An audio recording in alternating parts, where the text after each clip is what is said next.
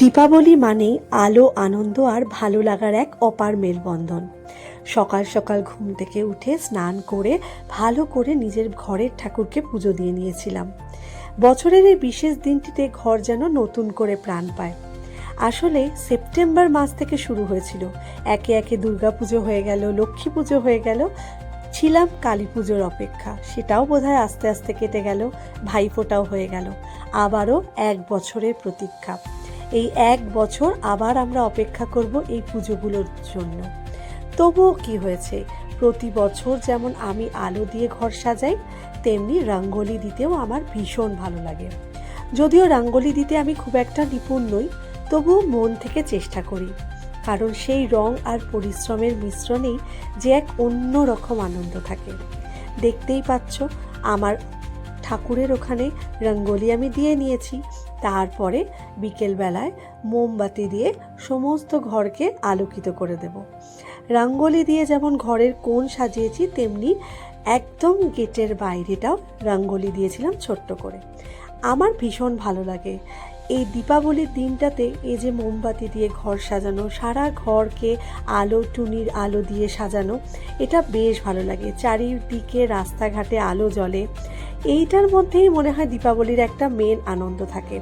আসলে দীপাবলির দিন আমি খুব একটা প্যান্ডেল হপিংয়ে যাই না, ঘরের মধ্যেই থাকতে ভালোবাসি, কারণ এই রঙ্গোলি দিই, ঘরে মোমবাতি দিয়ে ঘর সাজাই, তারপরে ছাদে চলে যাই, সেখানে বাচ্চাদের, ছেলের সাথে, সবার সাথে বাজি ফাটাই।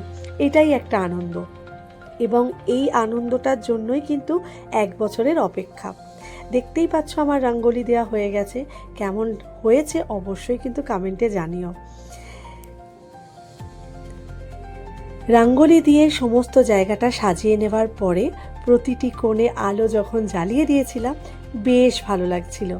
এরপরে আর কি ছাদে চলে গেছিলাম ছেলের সাথে।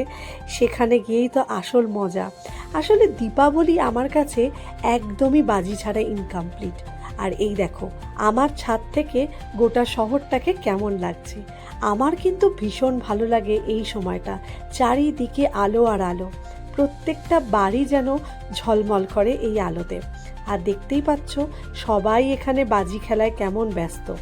কারোর হাতে চরকি, কারোর হাতে রং মশাল, কেউ বা ফুলঝুরি। এই দীপাবলির দিনটাতে মনে হয় বাচ্চারা যেমন আনন্দ পায়, তেমনি আমরাও বড়রা বোধহয় কিছুটা আনন্দে মেতে উঠি ওদের সাথে। আমার কিন্তু ভীষণ ভালো লাগে। বাজির ঝলকানি ছাড়া তো দীপাবলি যেন একদমই অসম্পূর্ণ। বাচ্চারা সবাই মিলে হাসি খুশির মাঝে বাজি ফাটাচ্ছিল, আমিও যোগ দিয়েছিলাম সেই আনন্দে।